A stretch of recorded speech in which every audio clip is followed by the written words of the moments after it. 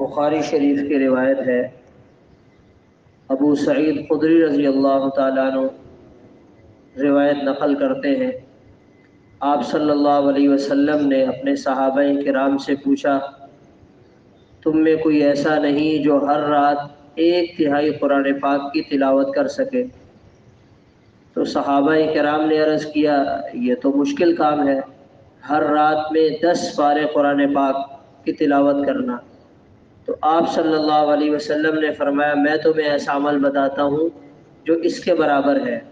فرمایا، جو ایک دفعہ سورۃ اخلاص پڑھ لے گا اس کو اتنا ثواب ملے گا جتنا 10 پارے پڑھنے پر ثواب ملتا ہے۔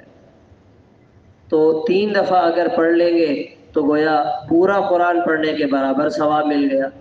تو اس لیے رات سونے سے پہلے ہمیں سورۃ اخلاص 3 دفعہ پڑھ کر سونا چاہیے۔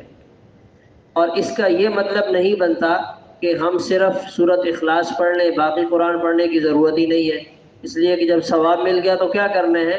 اس قسم کے فضائل کا مقصد شوق دلانا ہوتا ہے اور کسی صورت کی اہمیت بتلانا ہوتا ہے۔ باقی پورا قرآن وہ اپنی جگہ ہے، اس کی اپنی اہمیت ہے۔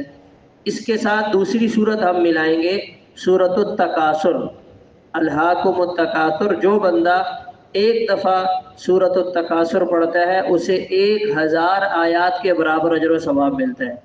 تو یہ بہت آسان اور مختصر سا عمل ہے، فائدہ اس کا بہت زیادہ ہے۔ تو رات سونے سے پہلے بجائے اس کے کہ بندہ کسی غیر ضروری آلے میں اپنا ٹائم ضائع کرے، کچھ صورتیں، دعائیں، تسبیحات پڑھ کر سوئے گا تو انشاءاللہ اس کا سونا بھی عبادت بن جائے گا۔ اللہ تعالیٰ عمل کی توفیق عطا فرمائے۔ اللہم صلی علی سیدنا